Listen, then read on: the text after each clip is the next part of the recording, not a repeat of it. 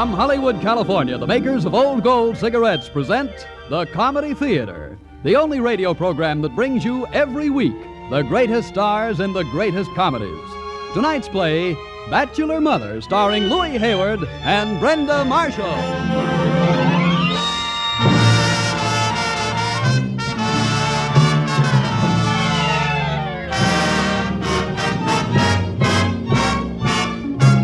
And here is the director of the Old Gold Comedy Theater, Mr. Harold Lloyd.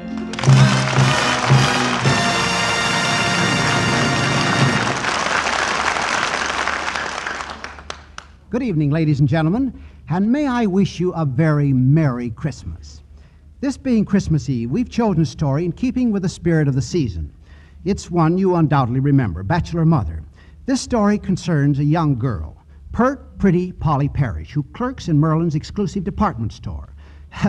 Well, hardly a clerk. She's in charge of the duck concession of the toy department, and she hopes that with constant effort she will be promoted to the ganders. Casting this story presented a problem. There were many pert and pretty girls in Hollywood, but none who could sell ducks. But luckily, good luck smiled upon us, and we found Brenda Marshall.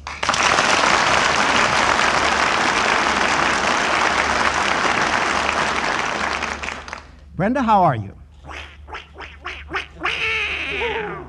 Brenda, how your voice has changed. Oh, I'm sorry, Harold. I was just winding up one of the ducks. I hear you. Now, it seems to me there was a love affair here. Yes, it was David Merlin, general manager of Merlin's department store and heir to the fortune.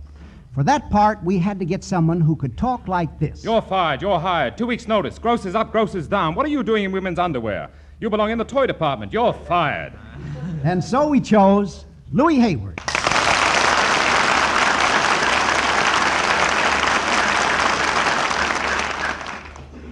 Just a minute, Mr. Lloyd. I've got a complaint. What's the matter, Brenda? Are you unhappy? Well, wouldn't you be unhappy if you were Polly Parrish and you'd just been fired from your job in Merlin's department store the day before Christmas? I see what you mean, Brenda. It's a touching picture.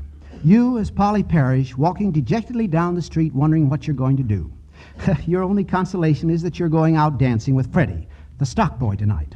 And that's not much consolation, if I may say so. You know Freddie, the stock boy. Yes, I see what you mean. But your troubles are just beginning.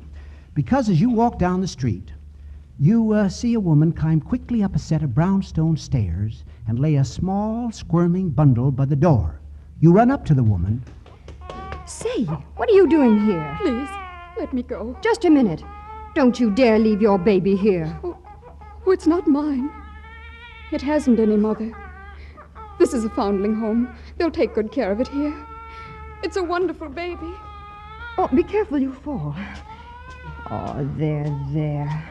I've got you. It's all right. Oh, good afternoon.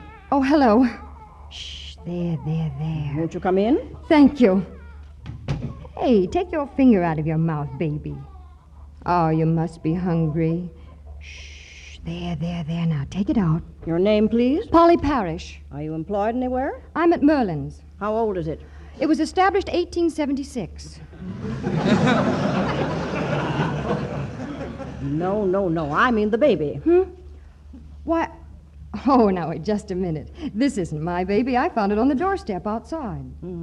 A great many mothers say that babies aren't theirs. But we've discovered from long experience that the wisest course is to make a clean breast of the whole thing. Oh, now, look, this is ridiculous. This is not my baby, whether you believe it or not. Here, take it. When I want a family, I'll get married and do it right. What a pity. Well, anyway, we know that she works at Merlin's, and they're a very charitable family. I'll go over and see them right after lunch.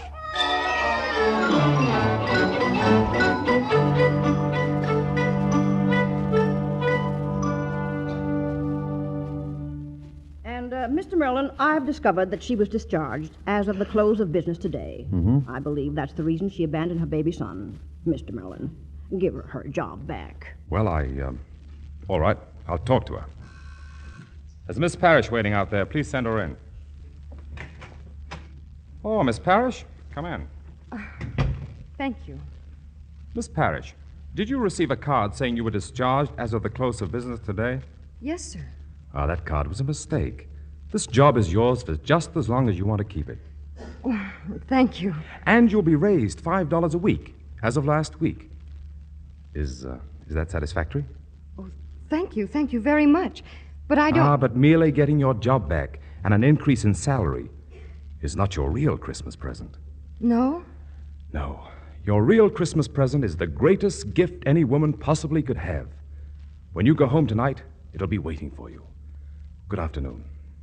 Yes. And now, would you mind closing the door? I'm very busy.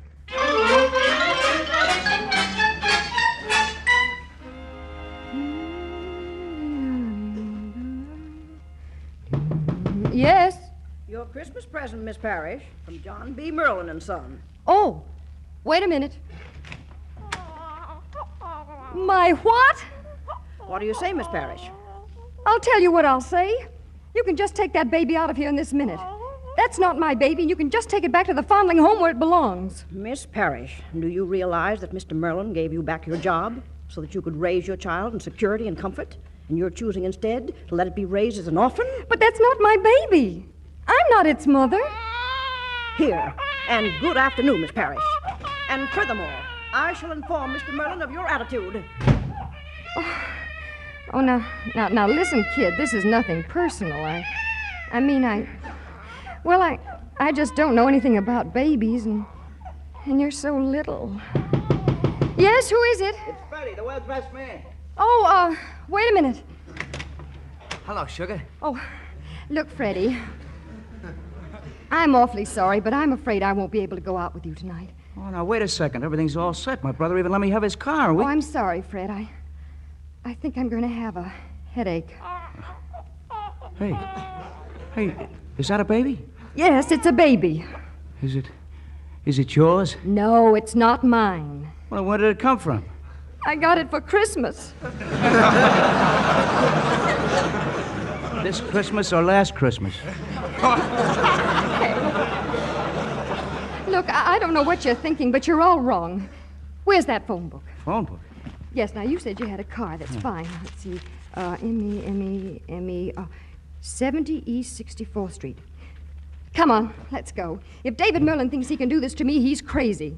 I can't take care of a baby. It's his responsibility. They can just tell him that I left it there and that he'll have to use his influence in getting it into that home. Whose responsibility? David Merlin's. What? Did you say David Merlin, our boss? Yes. Uh-oh. What's the matter? You thought you were going to have a headache. Now I've got one.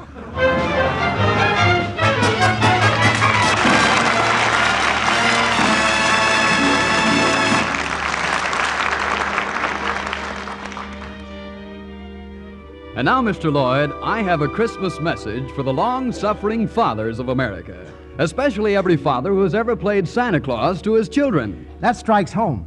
Go ahead, Bob. Well, Harold, you know the routine. You rent a red suit, you stuff your stomach with pillows, you spend hours of torture putting false whiskers on your face. And then, proud of your disguise because you're going to give your kid a thrill, you walk into the living room and your son says, "Hello, Pop. When did you get a job in a department store?" Well, now, if that happens to you, don't choke the little fellow. After all, why be irritated? Light an old gold. Yes, smokers, when little things don't go just right, why be irritated? Light an old gold. Especially today, the comfort and pleasure of a swell cigarette are mighty precious. But listen, you get no comfort, no pleasure, if your cigarette is hot, harsh, and dry. So keep this in mind. To help prevent cigarette dryness, Old Gold's superb tobaccos are conditioned with apple honey. This special conditioning process helps hold in the natural moisture, helps protect your smoking enjoyment. And you should also know this. To give you a smoke of extra zest, extra flavor, a touch of rare imported Latakia tobacco is added to Old Gold's blend of many great tobaccos. So concentrate on pleasure when little annoyances come your way. Why be irritated? Light an Old Gold. Discover for yourself why they've tripled in popularity.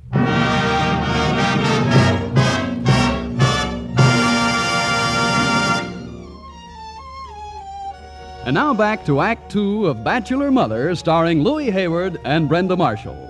And here is your director and host, Harold Lloyd. Did you ever have a baby dropped on your doorstep? And if so, would you wonder what you were going to do with it?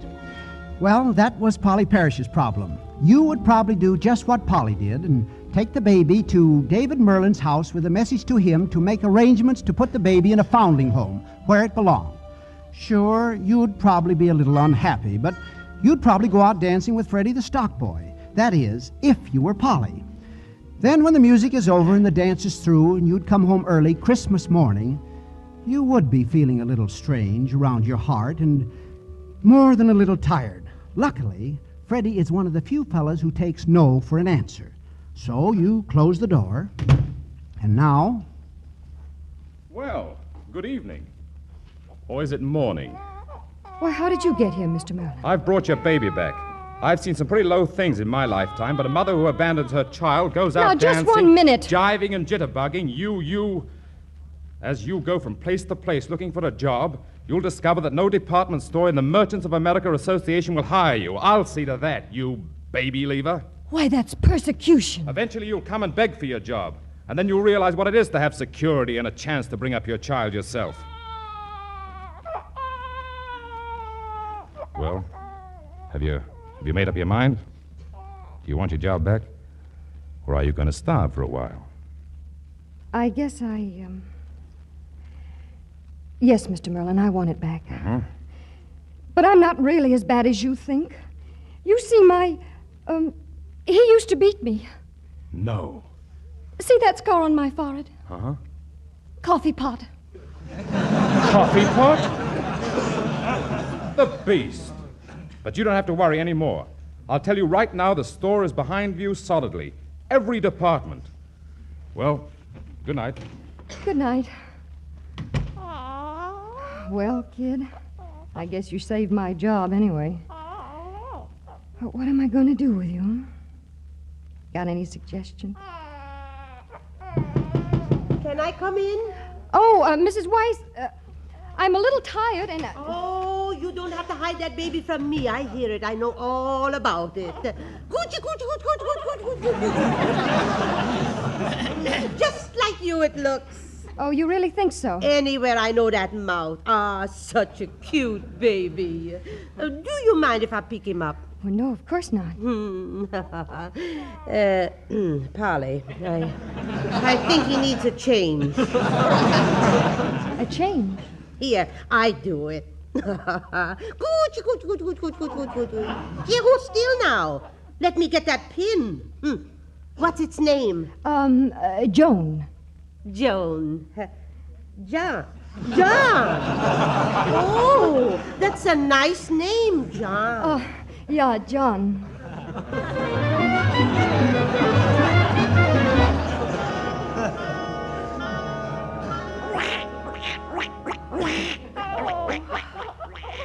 Cute duck. Like the little duck, Johnny. Come in. Hello, Miss Parrish. Oh, hello, Mr. Merlin.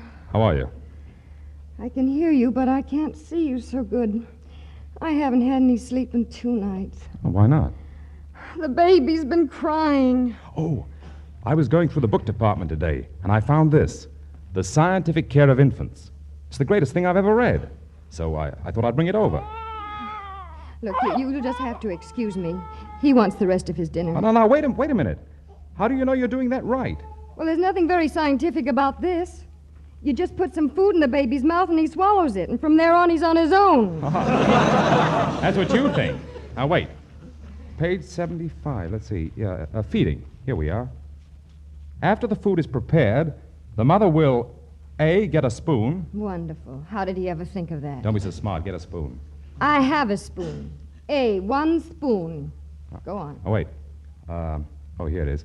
Take a spoonful of the food and... And what? Oh, wait a minute. I have to turn the page.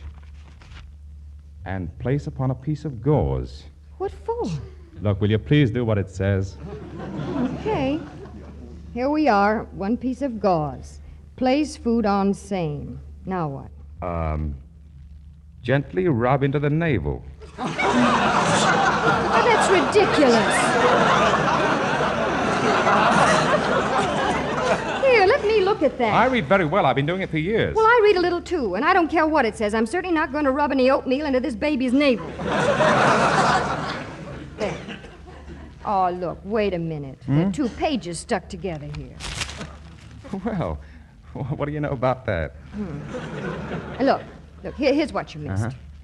To relieve gas on child's stomach, take a spoonful of warm oil and place on a piece of gauze and gently rub into the navel. I think that's very funny. Oh, do you? I suppose if it had said hang baby by neck, you'd have thought it very funny, too. Now, look, if you don't mind, I'll feed the baby in my own way. Come on, darling. Open your mouth. What are you doing to that duck? It's broken. Mm-hmm.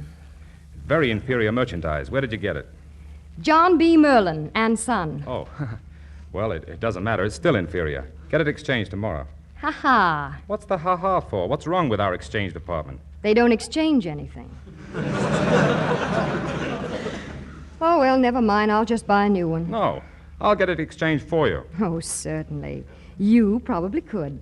For a grand piano or something. But anyone else? Ha-ha.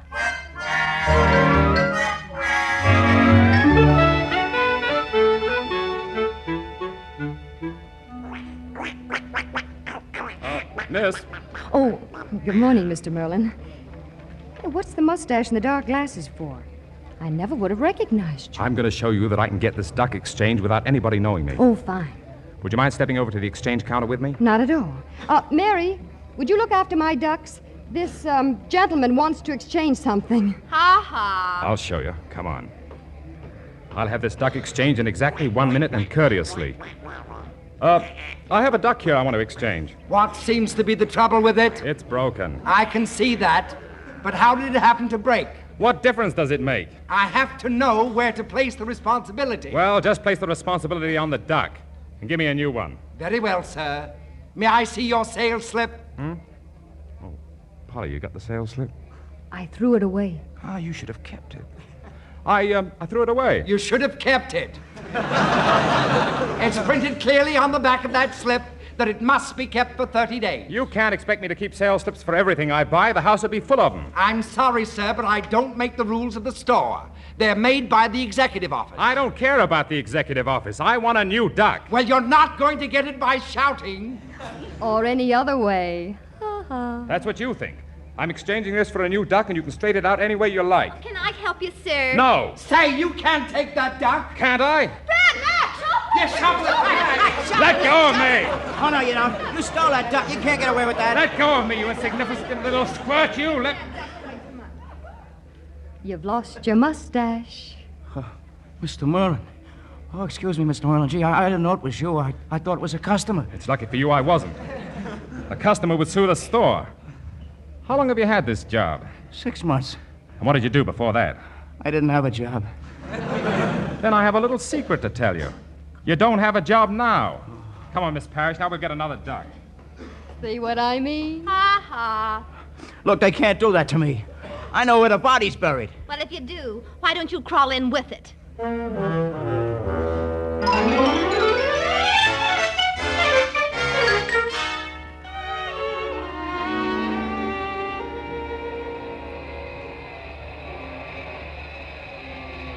Oh, it was swell of you to help me out like this, Polly. I did have a date, but I forgot to call her, so she stood me up. Well, it was just lucky Mrs. Wise could take care of the baby. How do I look? Will I do? You look wonderful. You should always wear gold lame and orchids and mink. Yeah. But how did you get these anyway? I just went into the store and took them out. You can return them Tuesday morning. It's 12 o'clock. What? It's 12 o'clock. Oh, yes.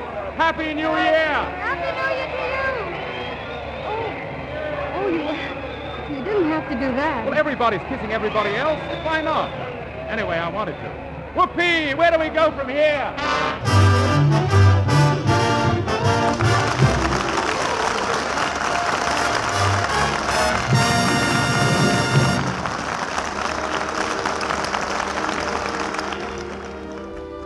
now, friends, for a serious moment. The country's going through a cigarette shortage. Why? What's behind it? What are the facts? Here's Bob Williams with a real answer to these questions. There's a reason for the cigarette shortage. In fact, 3 big reasons. Reason number 1. Like many other manufacturers, cigarette producers are faced with a manpower shortage. Many of the men and women who made your cigarettes before are making vital war goods now. So that limits the number of cigarettes that can be made. In spite of these difficulties, we're turning out every cigarette we possibly can. However, there's reason number 2. More people are smoking more cigarettes than ever before. The demand for Old Gold has actually tripled in recent years. So there just aren't enough to go around. But you can be sure we're distributing all Old Golds fairly. No cigarettes are being held back. And here's reason number 3. Billions of American cigarettes go to our armed forces overseas. In fact, a substantial part of Old Gold production. Then why are some of our GIs abroad also faced with shortages? Well, in a recent press release, high Army authorities made this explanation. For the big battle of Germany, ammunition must go through first. Less essential items piled up on the docks. But tremendous quantities of cigarettes are being set aside for our armed forces. So remember, manpower shortages at the plant, increased cigarette demand at home, enormous shipments to our armed forces. Those are the big reasons why you can't always buy Old Gold and most other popular brands. Now think of those reasons when you hear irresponsible rumors about the cigarette shortage.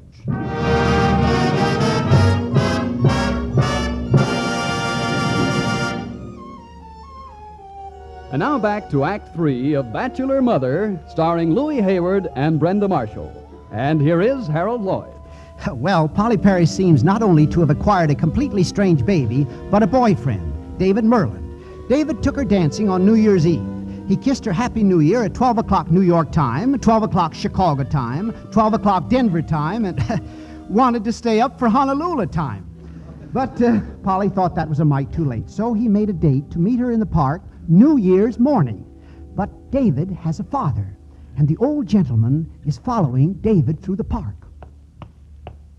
Good morning, Polly. Oh, good morning, Mr. Merlin. Well, I think you know me well enough to call me David. Oh, thank you. Happy New Year. Same to you. Oh, gee, he said it too. Well, Sam? Dad, what are you doing here? I've been following you. Following? Why? This is my father, Miss Parrish. How do you do? How do you do? And who is this? Huh? Oh, that's Miss Parrish's little boy. A boy. Would you mind if I was very careful? Would you let me just hold him a minute? Oh, why, of course. Oh, David, you never could have fooled me. I'd know that chin anywhere. You would? Huh? Well, what's his name? John. John. Well, David, thanks for that anyway. Huh? Why, Mr. Merlin, there are tears in your eyes. I'm not ashamed of them. Oh, dear. Is there something I could do? You've done it. My flesh and blood. My own grandson. What? Holy mackerel, Dad. You don't think that... I know. I got this letter this morning. You may read it if you wish. Dear Mr. Merlin, this is to let you know that you are a grandfather. If you don't believe me, just ask your son and a certain girl whose name I will not mention because I am not a rat. How do you like that, your stuffed shirt? Signed, your good friend. I don't think it's funny. Oh, no, you wouldn't. You know who sent this? I haven't the slightest idea unless it was Freddie. But this is perfectly ridiculous, Dad. What's ridiculous about my having a grandson? Now, listen to me, Dad. Now, you listen to me, young man. I'll do the talking. Now, for years, I've had one dream, a grandson. And now you want to deny me this happiness. Well, you're not going to. You're going to marry this girl and bring my grandson into my house. But you haven't got any grandson. The least you could do as my son is not deny it. This anonymous letter, Daddy. If I had seen that baby on a desert island, I'd know it was my grandson. Why, he looks exactly like me. Well, a little younger. Dad, for heaven's sake. My mind's made up. No one's playing around with my grandchild. I'm going to take him. I'll get him if I have to go to the Supreme Court. Good afternoon. Oh, I'm sorry, David. And I feel very sorry for him, but, well, it was funny. Didn't you hear him? He even wants me to marry you. Set me up with a ready-made family so he can have a grandson. I tell you, this is serious. Yes, that would be serious, wouldn't it? Huh? Oh, No, I didn't mean that. I didn't mean to sound as though... Look, why don't you go now?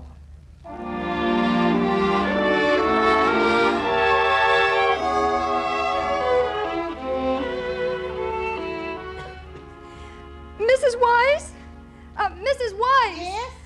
Would you come help me pack? I'm going away. Going away where? I don't know. Any place. They're trying to take the baby away. Who is? David and his father. Isn't David the papa of the baby? Oh, no, but his father thinks he is. Oh, well, then they can't get the baby. I know, but I don't want a lot of people around asking questions. Why don't you get the real papa to go see his father? I can't. I wish I could. Here they come. I'll handle everything. Don't you worry. Where is he? Where's my grandson? I know the whole story. Not your grandson, mine. You don't be silly. She's my daughter-in-law. My son is in the army. The baby is my grandson. I thought you were Miss Parrish. Oh, that's only the name I use at the store. My real name is... Mrs. Montgomery Weiss, the second. It's all right, Polly. Everything's all right. You can lay off now, Dad. I found the father of the child. This guy here. So you're Montgomery. No, I'm Freddie. What? Well, there's a mistake, Mr. Merlin. It seems to me that you had some wrong impression about my son. Well, my son's my son and nobody else's. Someone seems to have slipped up here. We've got one father too many.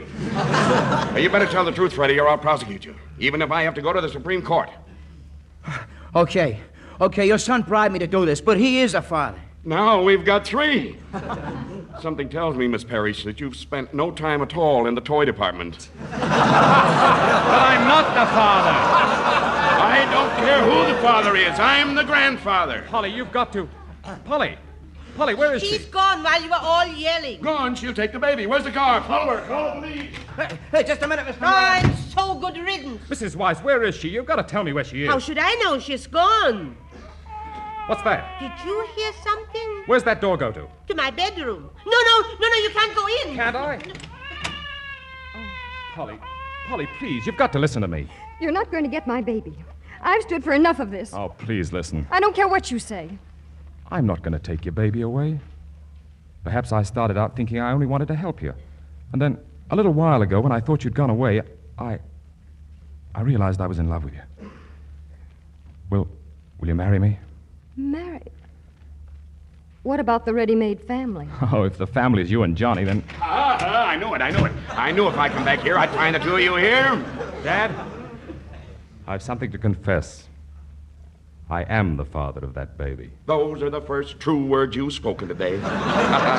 Come on, Johnny boy, come on. You and I are going home. Yeah.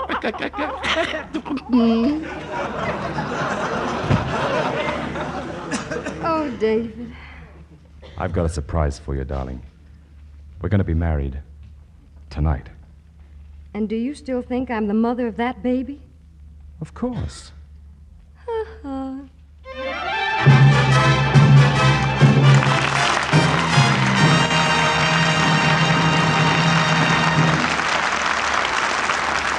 This is Harold Lloyd.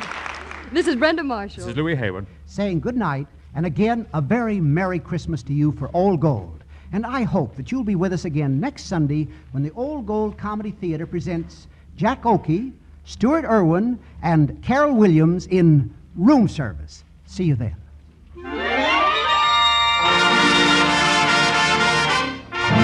Bachelor Mother was presented through arrangement with RKO, producers of Tall in the Saddle.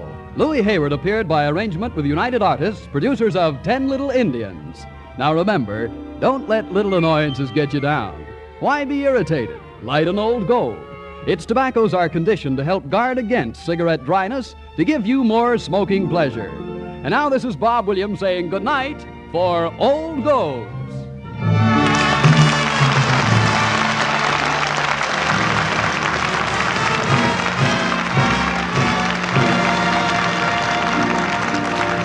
This is the National Broadcasting Company.